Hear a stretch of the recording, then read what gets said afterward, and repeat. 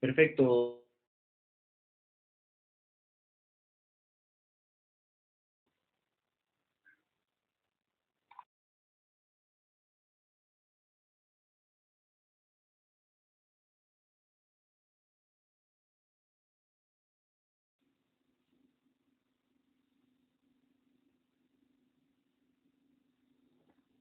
Doctor, muy buenas noches.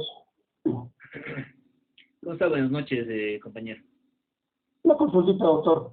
Diga. Todo lo que estamos hablando es de asambleístas, ministros y toda la situación. Y en el caso de un presidente, si es, digamos, encontrado fragante, como lo dicen, hacer un acto ilícito, ¿también puede entrar en este sistema que estamos avanzando ahora? Sí, ¿no? O sea, es que realmente nos pone en duda. Miren, yo la verdad, eh,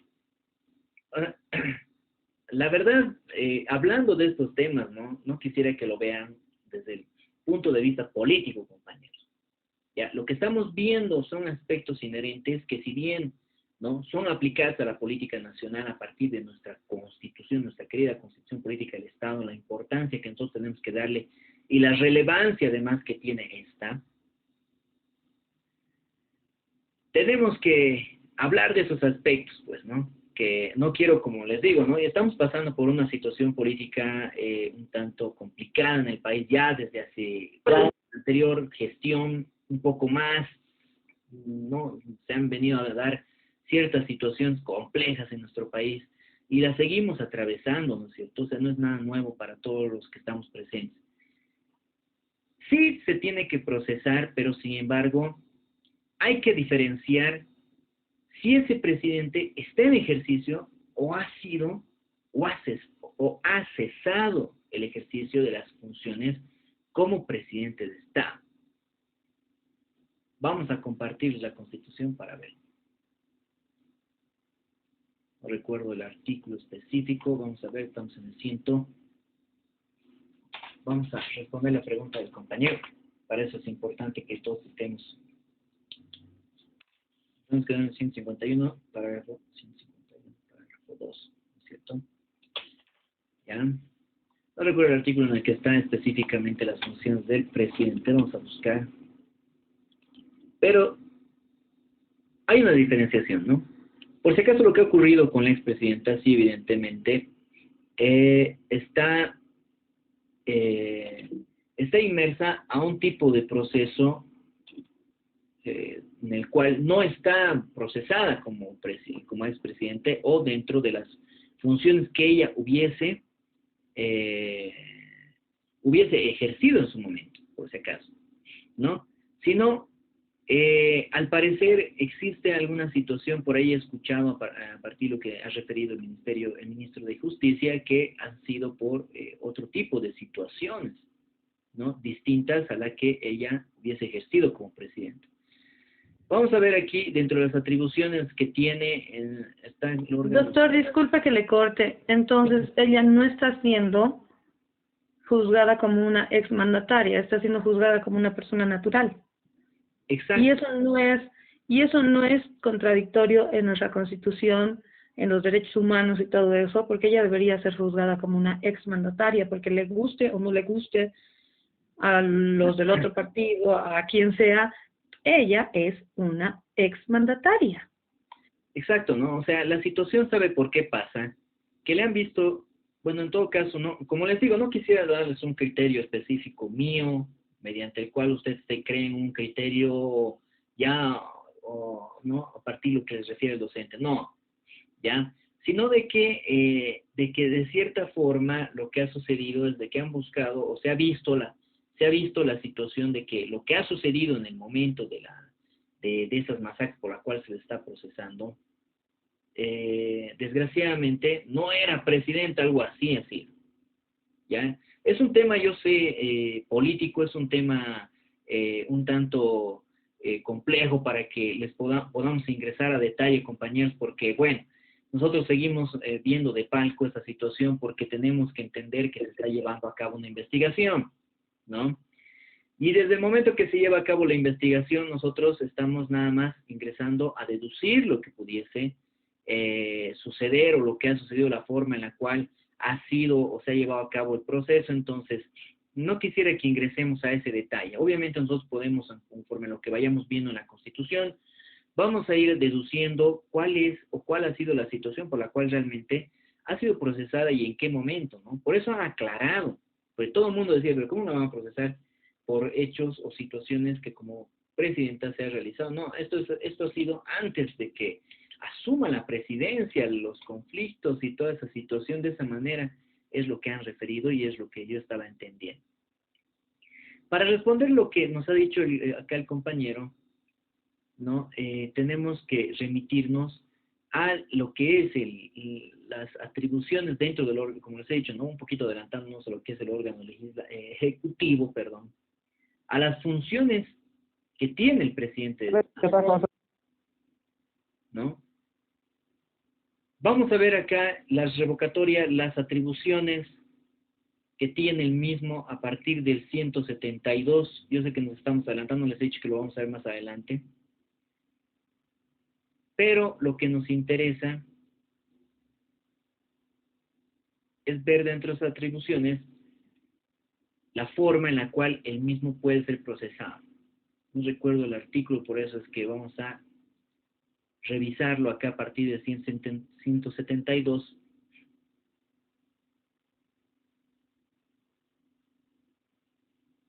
La excepción que tiene que tener, que nos dice acceder a la presidencia. Presidente, en caso de impedimento o ausencia definitiva, el presidente de Estado, diputados, cuando cesen las funciones, muerte, renuncia ante la Asamblea Legislativa Plurinacional, y esas otras situaciones que también hemos atravesado y que las vamos a analizar más adelante, ausencia o impedimento definitivo, sentencia condenatoria ejecutoriada en materia penal. Cesará de inmediato sus funciones debiendo asumir la presidencia, ya, eso no. Atribuciones, cumplir, mantener, proponer, dirigir la política exterior, solicitar, promulgar, dictar, administrar, presentar, la asamblea, designar, proponer, no recuerdo dónde está.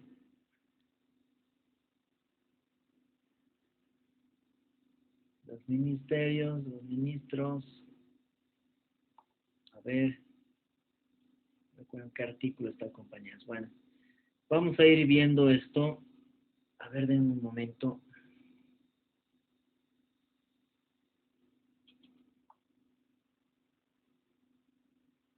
Ya.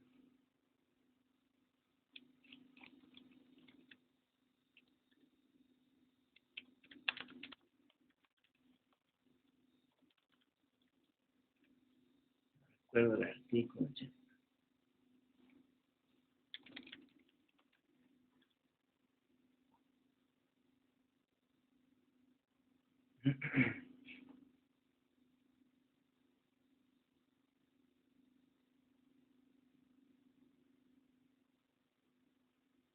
Claro. Ya, nosotros tendríamos que remitirnos a lo que, bueno, sé que no viene al caso, pero sin embargo, lo que nosotros estamos viendo es netamente lo referente a lo que es la Constitución Política del Estado. Tenemos una ley para juzgamiento de presidente de Estado. No sé si esta ha sido cada nos daba, pero participación, ¿dónde está? Obviamente pueden ser procesados, pero tienen las mismas atribuciones y obviamente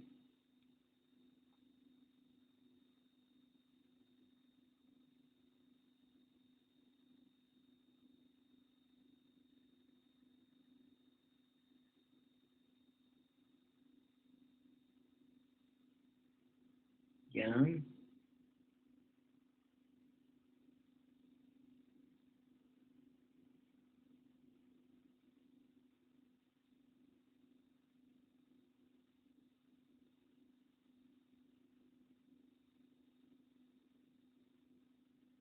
claro, ya. Para salir de paso con la consulta del compañero, aquí estamos. Tenemos un procedimiento específico para para la forma de procesar a un jefe de Estado. ¿Ya? Desde siempre va a existir un control jurisdiccional, ¿no es cierto? Control jurisdiccional en el sentido de la forma en la cual se le va a acusar a ese jefe de Estado, ¿no es cierto? Y tiene que existir una autorización legislativa. Es un proceso un tanto complejo, pero sin embargo, tendríamos que analizarlos a partir de la consulta que nos ha realizado el compañero, de que si en caso un presidente de Estado estuviese o fuese de que se le encuentra en flagrancia respecto a un tema penal específico, como pudiese haber ocurrido actualmente, ¿no es cierto?, con este exministro, tendría que procederse de la misma forma en la cual se va a procesar a este asambleísta, a partir de lo que nos dice la autorización, a partir de lo que tendría que darse a partir de una autorización legislativa. Como nos dice el artículo 16, por si acaso, de esa ley, sé que en algún lado lo tenía, pero sin embargo, nos refiere, ¿no? Este artículo 16 requerirá ante el Tribunal Supremo de Justicia el enjuiciamiento, además. Previa consulta no es el mismo procedimiento que se tiene que aplicar, pero la duda está en el hecho de que si se le encontrase flagrante en un delito, esa es la duda. Tendría que procederse conforme a lo que, obviamente, no se le podría determinar una audiencia mixta, sin embargo, sí tendría que procesarse. Es imposible que no se pueda llevar a cabo el mismo procedimiento. Si estamos ante un delito flagrante, eso quiere decir que estamos viendo que se está consumando un ilícito, ¿no? Sin embargo, existen otro tipo de procesos que se le tiene que iniciar, para los cuales tiene que existir esa autorización legislativa. Tiene que llevarse a cabo un análisis específico respecto al tipo de delito en el cual se le estuviese tratando de inmiscuir. No ha sucedido. No tenemos un antecedente claro respecto a este tipo de procedimiento aplicado a un presidente, por si acaso. Es por eso que, o a un expresidente, en este caso específico, lo que ha sucedido con, por ejemplo, la presidenta de transición, se ha llevado a cabo un proceso refiriendo de que se le está entregando algún tipo de acusación previa a las gestiones, a la gestión que hubiese llegado a ella a recibir como presidenta de Estado, ¿no? Entonces, dense cuenta que ya para procesar por un delito específico al presidente, en este caso, se necesita, a partir de un control jurisdiccional, la autorización legislativa para que se lleve a cabo esa situación. Estos delitos están determinados, por si acaso, en este artículo 12 que les he venido refiriendo, de esta ley para juzgamiento del presidente o presidenta de Estado, así como del vicepresidente también. Y nos enuncia, ¿no?, algunos dentro de los cuales, por ejemplo, está y que ha sucedido, y este que nos ha causado tal vez un tanto de relevancia en las noticias acá, de este exministro, porque nos habla en el inciso J ya de soborno y cohecho, ¿no?, que se hubiese dado dentro del ámbito de aplicación y los delitos que pudiese haber cometido. Estamos hablando de... Sí, compañero. Bueno, estamos hablando entonces de este tipo de delitos y el tipo de procedimiento que se va a instaurar, que es un procedimiento especial, ¿ya? Pero, ¿qué sucede? Obviamente se le puede denunciar, ¿no?, por soborno, pero sin embargo, la situación va a atravesar por un procedimiento especial. Pero, ¿qué pasa cuando lo encontramos en un delito flagrante, donde realmente se está dando el momento, en ese momento el delito? Se está dando en ese mismo momento. Tendría que darse ese tipo de procedimiento mismo, cual si estuviese dándose en este caso para este asambleísta en el cual nosotros estamos ahorita en este momento analizando. Sé que no viene al caso, compañeros, pero sin embargo debería procederse de esa manera. Obviamente va a tener las atribuciones o el mismo procedimiento, va a tener que pasarse ya a esta ley en la forma en la cual va a tener que ser procesado. Pero, sin embargo, estamos hablando de un delito flagrante, mediante el cual debería procederse mediante ese procedimiento de forma inmediata, ¿no? Tal cual como si estuviese procesando a un asambleísta, en este caso. Ahora, el procedimiento concreto nos refiere a otras cosas en cuanto al proceso, pero no nos habla de flagrancia, es lo que estamos revisando dentro de este decreto supremo, perdón, de esta ley de juzgamiento, que es por si acaso acá la tenía, a ver, se los podría compartir. Ay, no, ¿dónde está su número? Tal vez me pueden ayudar a buscar, compañeros, la ley de juzgamiento para presidentes, presidentas o vicepresidentes o ANSI, tribunales, autoridades del Tribunal Supremo de Justicia, agroambiental, entre otros, ¿no es cierto? Respecto a este caso. Incluso nos habla de la imprescriptibilidad sobre cierto tipo de delitos, obviamente con daño económico a partir de lo que nos dice la Constitución también, ¿no? Y esos aspectos, como les digo, no nos habla de flagrancia, pero sin embargo tendría que procederse de esa manera, no hay otra, de que obviamente no va a ser llevado a cabo una audiencia de medidas cautelares cuando exista acusación formal ante la Cámara de Senadores. Obviamente el procedimiento que tiene él es especial. Bueno, vamos a tratar de salir de dudas más adelante. Déjenme un poquito más analizar. Obviamente la misma Constitución no nos habla ni nos refiere, sí tiene ciertos tipos de inmunidades, compañeros, sí tiene, que las vamos a ver más adelante, un poquito más a detalle para no adelantarnos también. Pero desde mi punto de vista, como les he venido refiriendo, debería procederse de esa manera, en un delito flagrante, y llevarse a cabo el procedimiento conforme a la ley que les he mencionado, ¿no? No se le puede procesar como una persona normal, acá como nosotros, como una persona normal que somos todos nosotros, ¿no es cierto? No existe ese tipo de procedimiento.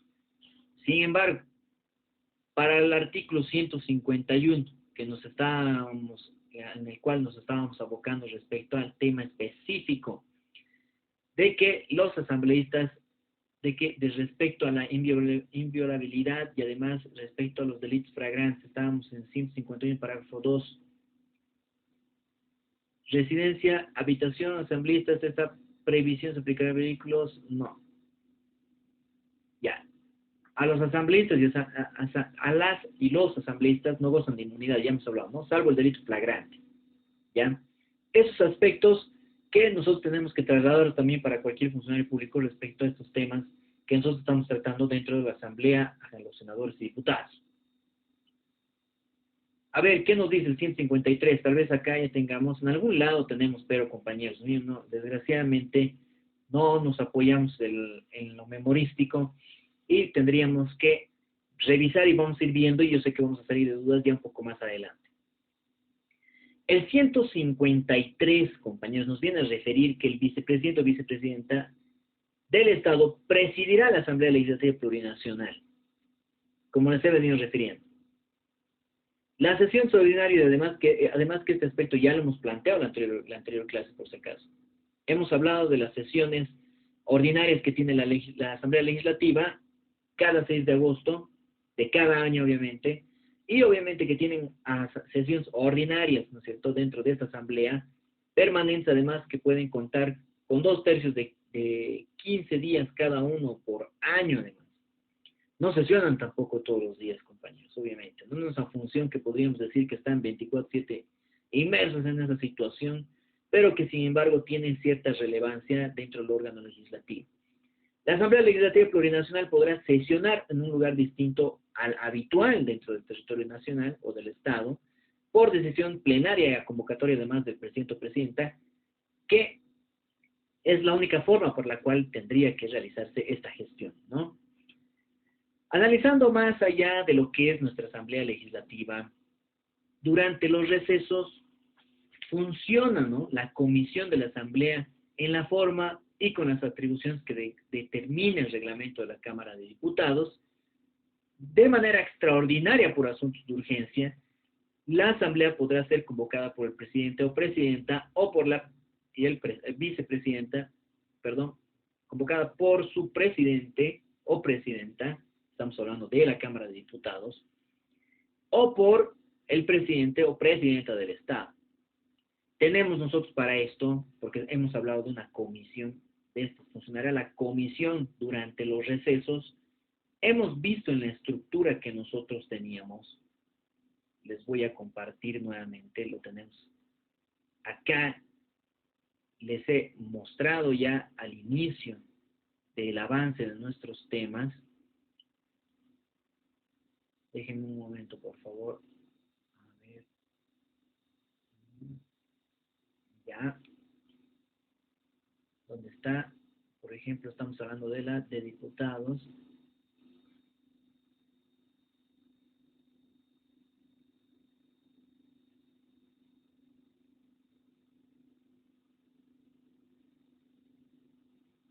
Ya.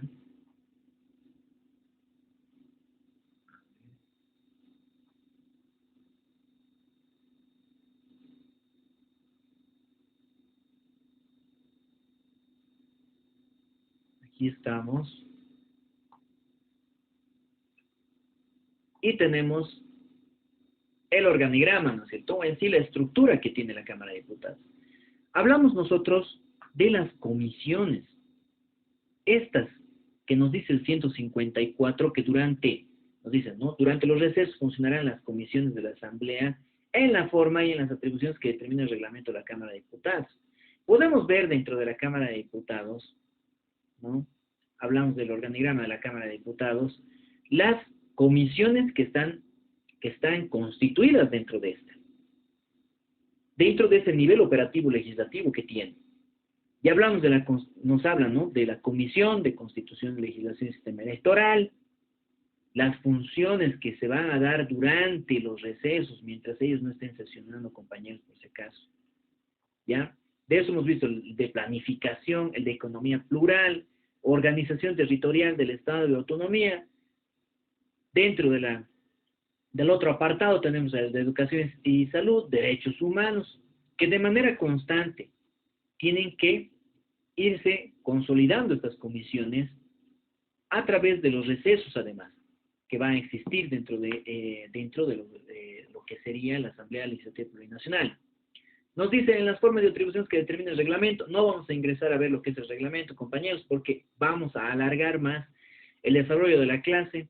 Nos habla de manera extraordinaria por asuntos de urgencia. Obviamente van a sesionar o van a gestionar por medio de esas comisiones. La Asamblea podrá ser convocada por el presidente o presidente, hemos visto, de esa Cámara, ¿no es cierto? O por el presidente o presidenta de Estado. Y se ocupará de los asuntos consignados en esa convocatoria. Para eso nosotros estamos viendo este organigrama que obviamente está en nuestra plataforma para que ustedes lo puedan descargar. De esta forma está. Además de que existen las brigadas parlamentarias también, las cuales vamos a ver un poco más adelante. Vamos avanzando con calma, compañeros, también para poder entender mejor cada uno dentro de la estructura que estamos avanzando. Estos aspectos importantes, compañeros. ¿Qué más tenemos nosotros? A partir de lo que es la Asamblea Legislativa, ya hemos dicho, los asambleístas no pueden desempeñar otra función, ¿no? Y hemos pasado a ver lo que es la Cámara de Senadores en la página 79 y la de Diputados de manera específica. Hemos visto su conformación, por si acaso, en cuanto a la cantidad de diputados, que son 130, y dentro de la Cámara de Senadores, asimismo hemos visto su cantidad, que más les vale que se estén acordando, porque lo hemos dicho y lo hemos referido más arriba ya, adelantándonos a lo que era la Asamblea Legislativa. ¿Cuántos eran, compañeros? ¿Quién nos quiere ver? 130 diputados y 36 senadores. 130, no eran. Me está haciendo confundir ya, compañero. ¿Quién dice más, compañeros? No, creo que son 139 y 39. No. Tenemos nosotros, en el 146, por si acaso, 130 diputados. ¿Cuántos senadores tenemos, compañeros? 36. 36 miembros en la Cámara de Senadores. Por si acaso, 148 parágrafo primero, compañeros. No tenemos que olvidarnos. Según la Constitución, ya nos está delimitando esos aspectos, además que van a ser determinados en cuanto a sus cantidades por parte del órgano electoral, en el sentido de la distribución, por si acaso, de acuerdo a la cantidad de población. Estamos hablando de la de diputados, por si acaso, ¿no? Tenemos nosotros entonces que ver respecto a la Cámara de Diputados las atribuciones que hemos visto, no sé, aquí están las atribuciones de la Asamblea Legislativa. Ya.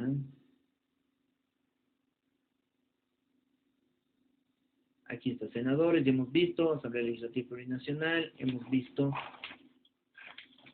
perdón, ya, 51, recesos, las atribuciones de la Asamblea Legislativa Plurinacional, vamos a ver. Porque posteriormente vamos a ingresar a ver cuáles son dentro de esas atribuciones también qué competencias más puede llegar a tener la Asamblea Legislativa. En primera instancia, a partir del 158 parágrafo primero, tenemos que ver que son atribuciones de esta Asamblea Legislativa Plurinacional. Primero, y las vamos a ver todas, compañeros. Ya son 23, por si acaso, que estamos viendo aquí en la pantalla. Se los estoy poniendo para los que no tienen su Constitución a la mano. Aprobar autónomamente su presupuesto, ejecutarlo, normar y remover a su personal administrativo, por si acaso. Ya, porque entre ellos no se pueden remover, sino específicamente, ¿no?, dejar las funciones por ciertos aspectos que hemos visto, y atender todo lo relativo a su economía, régimen interno, nos dice, ¿no? Fijar la remuneración de los asambleístas, que en ningún caso será superior al del vicepresidente o vicepresidenta de Estado. Se prohíbe percibir cualquier ingreso adicional por actividad remunerada, obviamente, compañeros, y esa es una de las prohibiciones. Dictar leyes, interpretarlas, derogarlas, abrogarlas y modificarlas. Elegir 6 miembros del mismo órgano electoral plurinacional. ¿Qué tal? ¿No? Elegir a 6 miembros del órgano electoral plurinacional por 2/3 de votos de sus miembros presentes. Preseleccionar a los candidatos y candidatas para la conformación del Tribunal Constitucional Plurinacional, preseleccionar Tribunal Supremo y el agroambiental, así como también al Consejo de la Magistratura. Todos estos que también vamos a ver más adelante respecto a unos temas específicos dentro del avance de clase, por si acaso. Así que no se desesperen, compañeros, porque vamos a ingresar a ver qué es el Tribunal Constitucional Plurinacional, qué es nuestro querido Tribunal Supremo de Justicia con el cual estamos en contacto todos los días, además del Tribunal Agroambiental, y quiénes son los del Consejo de la Magistratura, qué regulan, ¿no? Eso vamos a ver más adelante, y de ellos sí vamos a ver las leyes específicas, porque la Constitución nos da los parámetros generales y son cortos en cuanto a la cantidad de artículos, y es por eso que vamos a ingresar a ver la ley de cada uno de estos. Además, otra de las atribuciones que tiene es la de aprobar la creación de nuevas unidades territoriales, establecer sus límites de acuerdo a lo que refiere a la Constitución y la ley que vayan a hacer a partir de esta. Aprobar el plan de desarrollo económico, social, presentado por el órgano ejecutivo. Aprobar las leyes en materia de presupuesto, endeudamiento, control, fiscalización de recursos estatales de crédito público, subvenciones para la realización de obras públicas y además de necesidad social. Lo importante de este inciso 8, compañeros, está sobre el control y fiscalización de esos recursos estatales. Principal atribución, de manera general, es el de control y además de fiscalización, no solo de los recursos estatales, sino de todo lo que abarque en cuanto a lo que normativamente nosotros pudiésemos ver. Decidir las medidas económicas estatales imprescindibles, nos dice. Imprescindibles en caso de necesidad pública, aprobar la contratación de empréstitos que comprometan las rentas generales del Estado y autorizar a las universidades la contratación de empréstitos, aprobar el presupuesto general del Estado, presentado ante el órgano ejecutivo, recibido el proyecto de ley, este deberá ser considerado obviamente por la Asamblea Legislativa Plurinacional, dentro del término de 60 días. En caso de no ser aprobado en este plazo, el proyecto será se dará, perdón, por aprobado, cosa que nunca he escuchado que haya sucedido, que no se haya pronunciado, o que, perdón, no se haya aprobado por parte de la Asamblea Legislativa Plurinacional. Es una de las atribuciones que tiene y no puede fallar, pues, compañeros, en ese tipo de situaciones. Aprobar los contratos de interés público referidos a recursos naturales, áreas estratégicas, estos que son firmados obviamente por el órgano ejecutivo.